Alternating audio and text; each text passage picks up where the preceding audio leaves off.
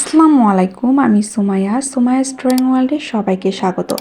আমি আজকের ভিডিওতে খুব সহজে শেয়ার করব কিভাবে তোমরা খুব সহজেই খেজুর গাছ আঁকায় নিতে পারবা। তবে এখানে একটা কথা বলে রাখা প্রয়োজন, আমি এর আগেও একটা খেজুর গাছ আঁকার ড্রয়িং শেয়ার করেছি। তবে আমার মনে হয়েছে যে সেই ড্রয়িংটাতে আরও কিছু অ্যাড করা উচিত, সেই জন্য আমি আজকে সেই ড্রয়িংটাকে রিক্রিয়েট করব। যাই হোক, চলে যাওয়া যাক মূল ভিডিওতে।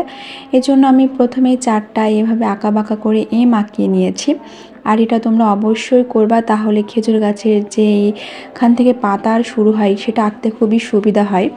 যাই হোক, তারপর আমি এরকম গোলাকার গোলাকার করে এঁকে নিব আর নিচের দিকে একটু এভাবে বাঁকাই দিব। আর এই প্রসেসটা ফলো করলে কিন্তু তোমরা খুব সহজেই এই খেজুর গাছটা আঁকায় নিতে পারবা। এজন্য অবশ্যই প্রত্যেকবার এরকম গোল করে এইভাবে উপর দিকে একটু উঠাই দিতে হবে। জাস্ট এই প্রসেসটা তোমরা নিচে অবধি ফলো করবা। প্রথম দিকে ছোট গোল, পরের দিকে একটু একটু করে আমি গোলের যে আকার সেটা একটু বাড়িয়ে দিব। আর অপর দিকেও আমি এভাবেই গোল আঁকিয়ে নিব। আর উপরে আমি একটা কলসি আঁকাতে যাচ্ছি। যেহেতু সচরাচর আমরা গ্রামগঞ্জে বা মাঠে দেখে থাকি যে খেজুর গাছে এরকম কিন্তু কলস ঝোলানো থাকে খেজুর গাছের যে রস হয় সেটা সংগ্রহের জন্য।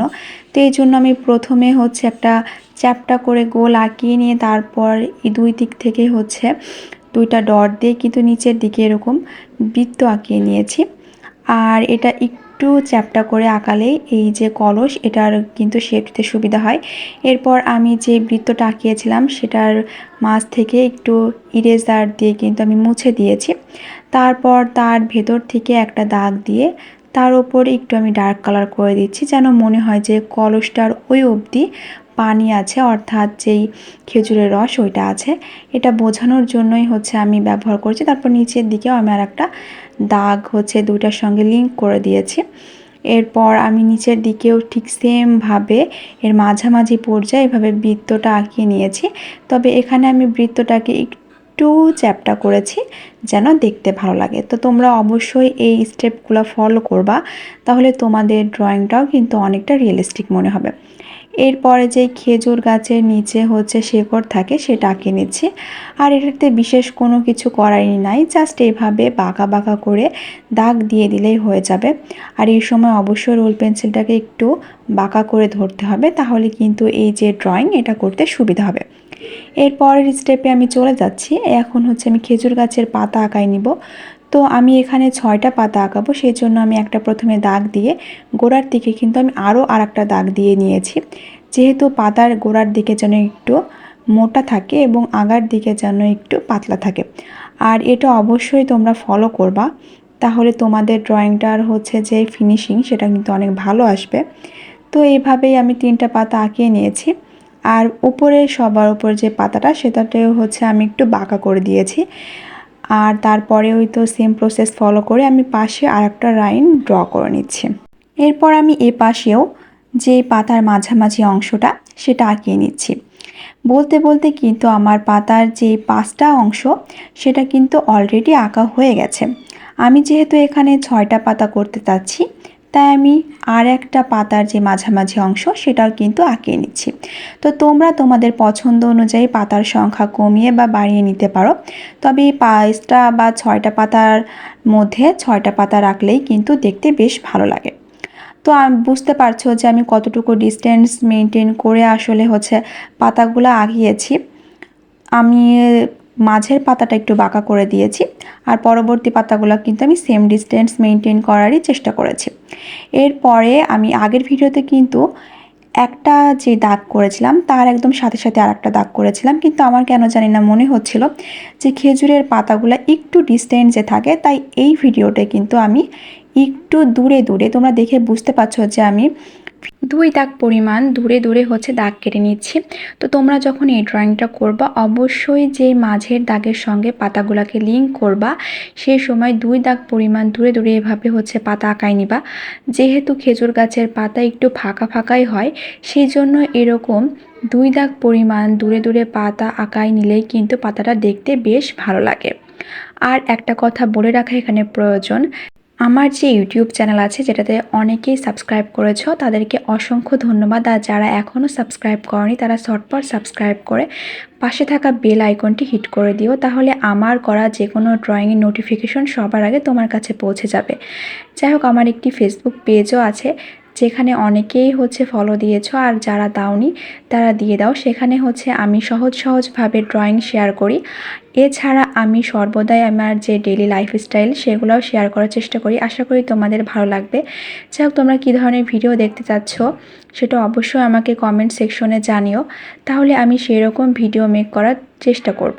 এই তো কথা বলতে বলতে আমার প্রায় 4টা যেই পাতার কাজ সেটা কিন্তু হয়ে গেছে। আমি এখন 5 নাম্বার পাতার কাজ করে নিচ্ছি।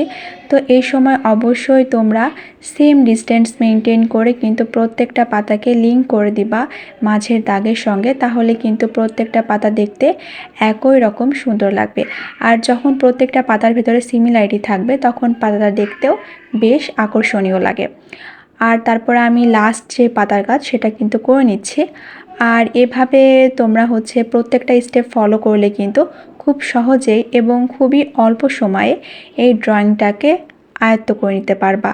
তাই অবশ্যই তোমরা এই ড্রয়িংটাকে বাসায় করো, আমার স্টেপগুলো ফলো করো। আর কথা বলতে বলতে কিন্তু আমার যে পাতার কাজ সেটা হয়ে গেছে। এরপর আমি খেজুর গাছের যে কাঁটা থাকে সেটা কিন্তু এঁকে নিব। আর খেজুর গাছের উপরের দিকে যেহেতু বেশি কাঁটা থাকে তাই আমি এইভাবে একটা দাগকে একটু ডিপ করে বাঁকা করে এভাবে কাঁটাটা এঁকে নিব। তো তোমরা এই স্টেপটা অবশ্যই ফলো করবা, তাহলে এই খেজুর গাছটা দেখতে কিন্তু অনেকটাই ভালো লাগে। আর আমি যে ট্রিক্সগুলো তোমাদেরকে বলেছি সেগুলো অবশ্যই অ্যাপ্লাই করবা, তাহলে ড্রয়িংয়ের ফিনিশিং অনেক ভালো আসবে। তারপর আমি যে মাঝের হাইলাইট পয়েন্টগুলো আছে সেগুলোকে আরেকটু ডার্ক করে দিচ্ছি, অর্থাৎ আমি মাঝের যে অংশটা প্রথমে এঁকেছিলাম সেগুলোকে কিন্তু ডার্ক করে দিচ্ছি। আর যেখানে আমি মাঝের অংশ একটু ফাঁকা রেখেছিলাম সেটা ফাঁকাই থাকবে, আর দুই পাশ থেকে কিন্তু আমি এভাবে ডার্ক করে নিব। এর কারণে যে এই খেজুর গাছের মাঝের অংশটাতে যে একটু বেশি ডিপ কালার থাকে সেটা কিন্তু সহজেই তোমরা করে নিতে পারবা। আর এই ছোট্ট ছোট্ট জিনিসই কিন্তু একটা সাধারণ ড্রয়িংকে অসাধারণ করে তোলে। এরপর আমি খেজুর গাছের যে গুঁড়ি সে অংশটা করে নিব। এর জন্য আমি যে রোল পেন্সিলটা আছে সেটাকে পুরোপুরি ফ্ল্যাট করে নিব। নিয়ে এভাবে একটু প্রেশার ক্রিয়েট করলে কিন্তু এরকম সুন্দর একটা শ্যাডোই ভাব চলে আসবে। এই স্টেপটা তোমরা অবশ্যই ফলো করবা। আর এটাতে বেশি কষ্টের কিছুই নাই, জাস্ট রোল পেন্সিলটাকে একটু ফ্ল্যাট করে ধরে এভাবে করলে হয়ে যাবে। আমি তোমাদের সবসময় বলে থাকি যে রোল পেন্সিলের ওপর তোমরা প্রেশার ক্রিয়েট করা অনুযায়ী কিন্তু এর কালার নির্ভর করে। কম প্রেশার ক্রিয়েট করলে লাইট কালার হবে, আর বেশি প্রেশার ক্রিয়েট করলে ডিপ কালার হবে। এরপর আমি যে কলসির এক পাশে কিন্তু এভাবে শ্যাডোই ভাব করে নিয়েছি, এটার কারণে কলসটা দেখতে অনেকটা সুন্দর লাগে।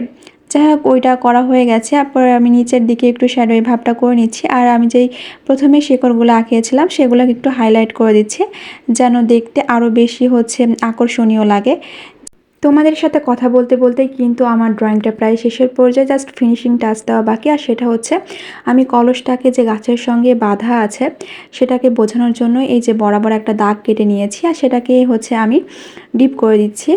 আর এটা আমি এই যে গাছের গুঁড়ির এই পাশ থেকে কলসের যে ওই পাশ পর্যন্ত আছে সেটাকে ডিপ করে দিয়েছি। যাই হোক, এই তো কথা বলতে বলতে আজকের ড্রয়িং শেষ হয়ে গেল। আজকের ড্রয়িং কেমন লেগেছে অবশ্যই আমাকে কমেন্ট সেকশনে জানিও।